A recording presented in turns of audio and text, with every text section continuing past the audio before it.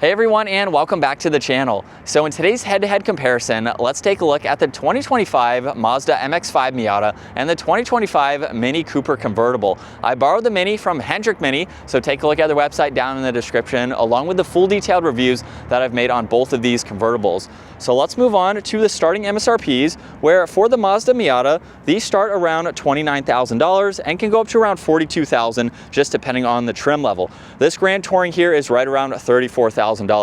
For the Mini, they start around $33,000 and can go up to around $44,000, again, depending on the trim level. And this Mini here is closer to around $44,000. So it is about 10 grand more than the Mazda Miata for today.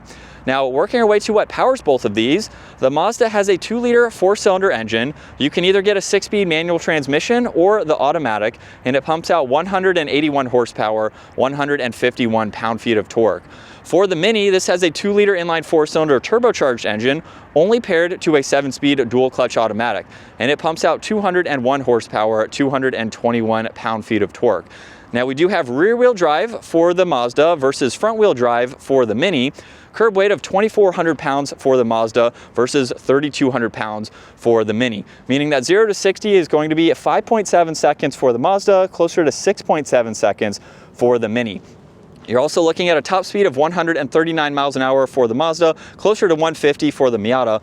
And as far as fuel economy goes, you're looking at 26 miles per gallon in the city and 34 out on the highway for the Mazda, and then 28 and 39 for the Mini. As far as their overall dimensions go, they are fairly similar. We have a wheelbase of 90.9 inches for the MX-5 and 98.2 for the Mini. Overall length is going to be 154 for the Mazda and then 152 for the Mini. So again, very similar. Their heights are going to be a little bit different since the Mini is taller. But let's work our way to the exterior styling now, where we have a much different look. For the Mazda, you'll notice a small grille in the lower section. There's also plenty of cutouts too to provide some cooling along with the lower sections there, just to give it a great look. And then a very small set of housings, which are darkened for all of the headlights there, which have a great look. Now for the Mini, much larger grille. You get a forward-facing camera, distance sensor, which is options, of course. And then you have LEDs with the dark surround for the lighting there. So obviously a much different look, a little bit taller too for the Mini. And then as we work our way to the side, you get some cool wheel options for both. You'll notice there's plastic cladding for the fender arches and the lower side skirt on the Mini.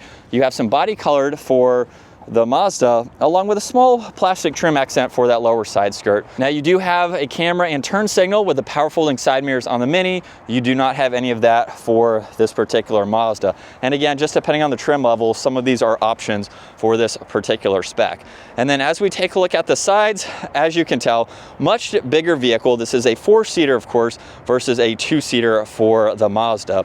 And then coming to the back, there's a backup camera. You have the dual exhaust there, LEDs for the lighting. And then while this is a convertible, you still get storage space up underneath. So the soft top does not affect this area here, where you can place in some bags, some smaller items. It's not the largest, but it still gives you some practicality even with that soft top down. And then working our way to the Mini, you have LEDs for the lighting, backup camera, parking sensors too, and with this soft top, you still have space. So the soft top does not hinder your back storage. However, you can also fold down the back seats too, just to get a little bit more interior space.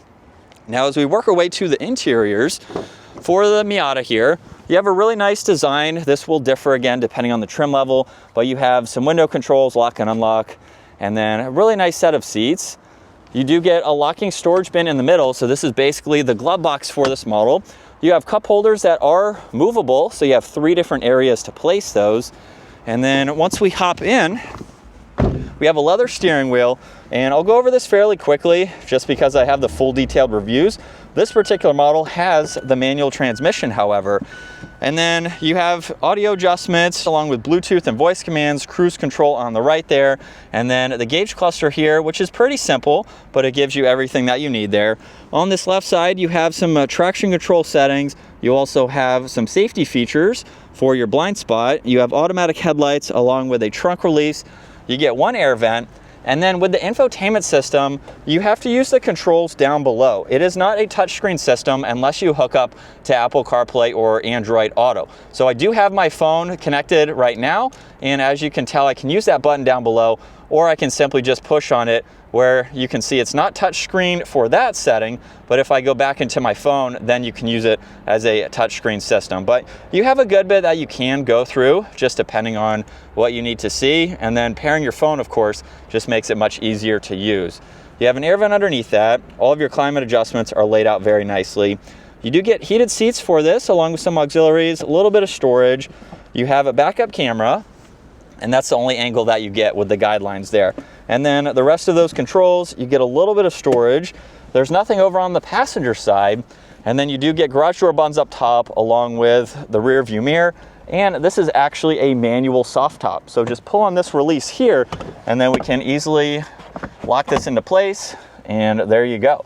So you have the top. You might be able to use that for a little bit of storage if you want to reach around there. And then as far as visibility goes, it's pretty easy to see. Even though you have a pillar right there, it is a small car. So you can see out of the back there, and then with the top up, definitely gives it a great look.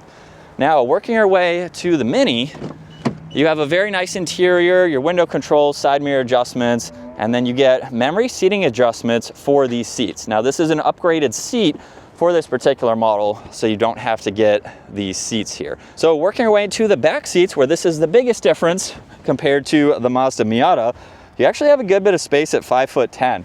With the top down, of course, I have no obstructions, but I have about 2 inches or so above my head when the top is up. With this top, you can also use the key fob too to put it up and down. So it is an automatic soft top for this model. Now, as we start this up, you only get the automatic now. You used to be able to get a manual with some of these Minis, but that is no longer available.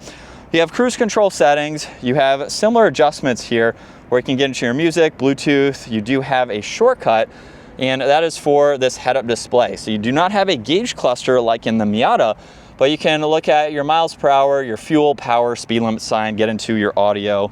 And then there's a really neat trim accent that runs from side to side. You have Harman Kardon for the audio here. And then this is a touchscreen system. This is basically where everything is that you can go through. You have a lot of widgets that you can get into. And again, I'm going through this quickly because I have the full detailed reviews. You have a lot of icons here. You have your music, your climates. You do get heated seats, and you do get a heated steering wheel. Would be nice to see that in the Miata too. You have several driving modes that you can go through, just depending on how you'd like to drive and the graphics that you would like to see. You do get a 360 camera for this particular model. Again, that is an option depending on the trim that you go with. And then you have some more controls underneath that. You get wireless charging, cup holders, plenty of storage. You have a normal glove box here. And then the button up top is how you can operate the soft top here. So just by pulling on it down, you can do this while moving. So I didn't mention, obviously you can do the Miata while moving too. You also have the adjustment to just leave that open if you want basically a sunroof open and the windows down. But with everything back up, here is your visibility. You have a little bit of a pillar there, but over this shoulder, you can see out a little bit better just because you have that additional window there to push that pillar back. But with the exteriors and interiors wrapped up, let's get both of these convertibles out on the road, see how they drive. And we'll start off behind the wheel for the Mini Cooper. I have it in sport mode. We'll give it a small acceleration. And this definitely has a good bit of get up and go to it. Now, with the different driving modes too, you will feel a significant difference in the throttle response. So when I put it into more of an efficient mode, the RPM is going to drop. You can feel less throttle adjustments in that pedal there. So when you put it into go-kart mode, it livens up a good bit. So it's really nice to have some of those sporty characteristics for the smaller vehicle, because with how small this is, it's very nimble. It is a sporty, fun little convertible to drive. It's also pretty quiet and comfortable too. I haven't had many of these Minis out on the highway, but from the around town driving that I have done, seems like it would be pretty composed out on the highway, especially with the installation that I can feel with the soft top and just how it rides overall. It feels like a very nice vehicle, one that's pretty fuel efficient, pretty practical too, just having the back seat space as well. but it's definitely a fun vehicle to drive. I could see why this is a popular vehicle and just something that 4 people could actually fit in. It's big enough for myself to fit in that back seat pretty nicely. But let's go ahead and hop into the Miata. And behind the wheel now for the Miata, second gear, here we go.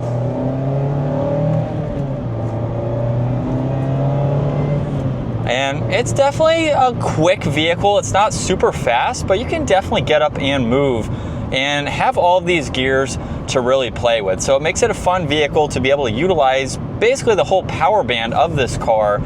While you're not going fast, you can still move, especially through some twisties. We were able to drive a Miata through the tail of the Dragon, and it was by far one of the best vehicles that we got to drive that day because of how nimble this vehicle is. But with the Mazda Miata, obviously it is a lot smaller of a vehicle. We have some nice materials, especially for this trim level. The Anniversary is the only trim level above this one, so it's pretty much fully loaded for what you can get from the Miata. And it's a nice place to be. It is super small, has some space to it, which is nice. The ride, surprisingly, is pretty good for almost the economy style that this car has, just with how small it is and a vehicle like this. It's really not all that bad. It's been fine out on the highway on roads like this.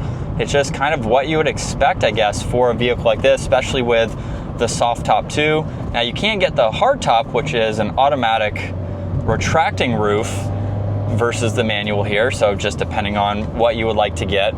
But it's a nice vehicle. I could see this being a good second car. A lot of people will daily drive this, and just depending on what you have with you, you may not need a big vehicle, just something that can get you from point A to point B and is very fuel efficient too. So coming back to final thoughts now, I forgot to make an ending for this video. So between the Mazda MX-5 Miata and the Mini Cooper Convertible, which one would you take? Obviously the Mini is a 4-seater versus just a 2-seater with the Miata here. They're not directly cross-shopping vehicles, I think, but they're very close in at least their curb weights, engine, horsepower, kind of their performance in general and what you were looking to get. So if you need something a bit more practical and you want some functional back seats, the Mini is going to be a great option. Maybe this might be your second vehicle. I have a friend who daily drives one, and so it's his only vehicle. So it just depends on what you're doing with your car and the items that you have, things like that. It can definitely be a great daily. Both of them can.